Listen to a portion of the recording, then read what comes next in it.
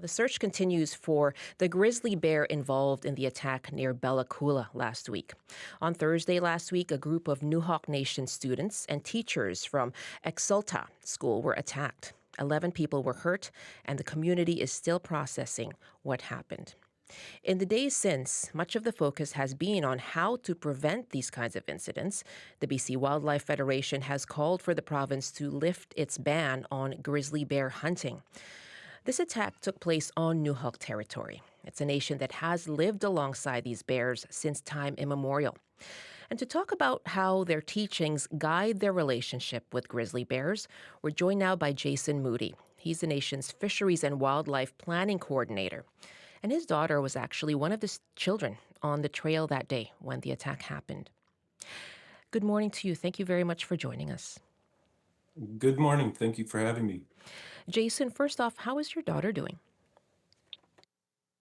She's doing surprisingly well considering. Okay, that's good to hear. And what about the community overall? Oh, this incident caused some shock due to unprecedented details, that's for sure. Quite a bit of confusion and questions that may not uh, ever be answered. A lot of people are wondering, where do we go from here? What's next? But obviously, we have a lot of work ahead of us. What do you make of what the conversation has been like since this attack happened? What has the conversation been like?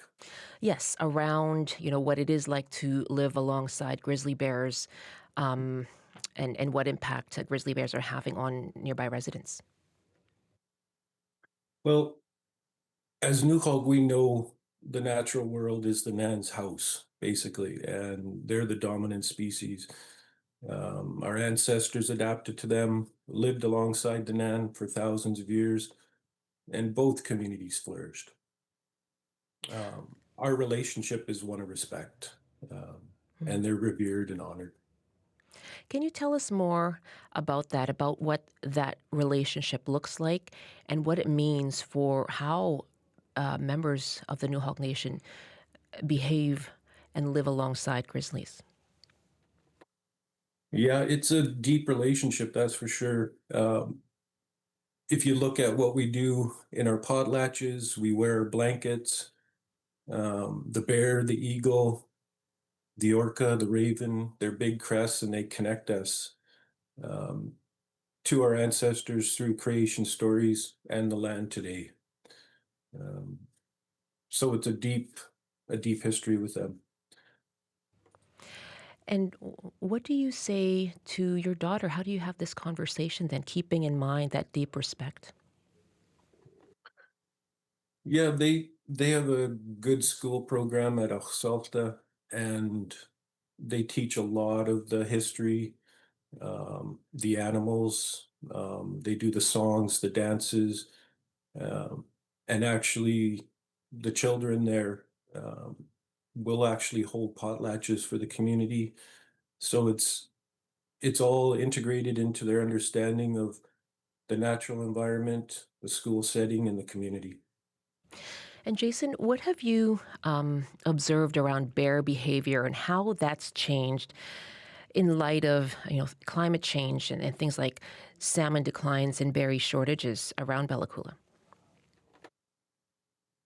Yeah, the climate change and low salmon abundance has left us and the animals without, the water that used to be here, the glaciers that really set the stage for the climate in the local area, and the salmon we rely on.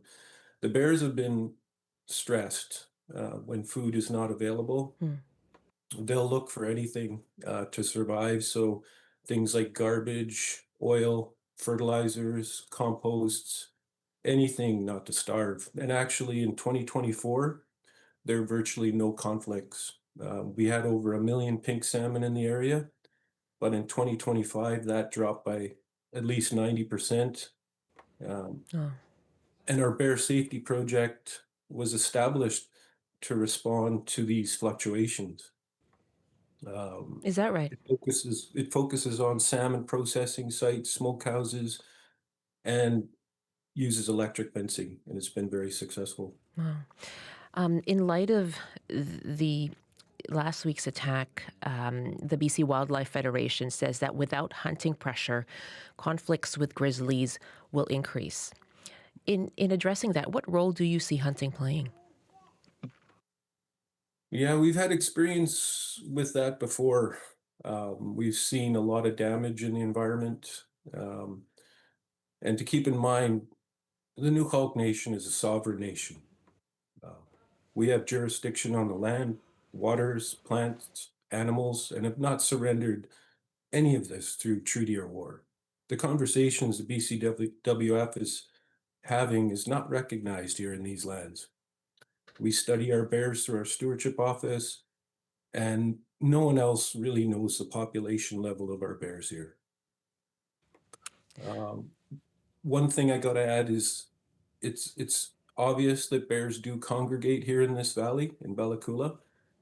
So to people who are not involved in the science would think there are more bears, when in fact, throughout our territory, there are much fewer. We do our own research with top science partners because we don't have any faith in other research and no confidence in outside parties and governments managing our wildlife populations.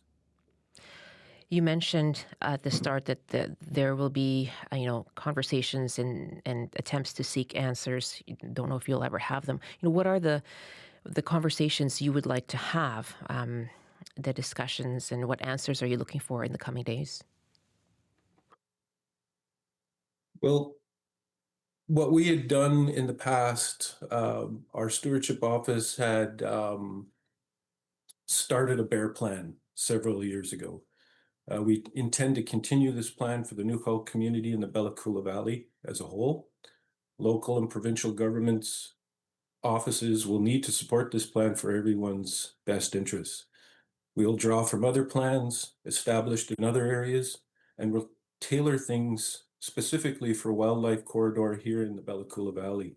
Our science partners are ready to provide support. This will be a Nuxalk-led, Nuxalk-NAN coexistence plan that will adapt to changing climate and lower salmon abundance for the safety of everyone here in Nuxalk ancestral territory. Jason, it's very good to speak with you, and I'm glad to hear that your daughter is doing relatively well after all of this. Thank you so much for your time. Thank you very much for your concern. Jason Moody is from the Nuxalk Nation. His daughter was one of the students on the trail during last week's grizzly attack near Bella Coola.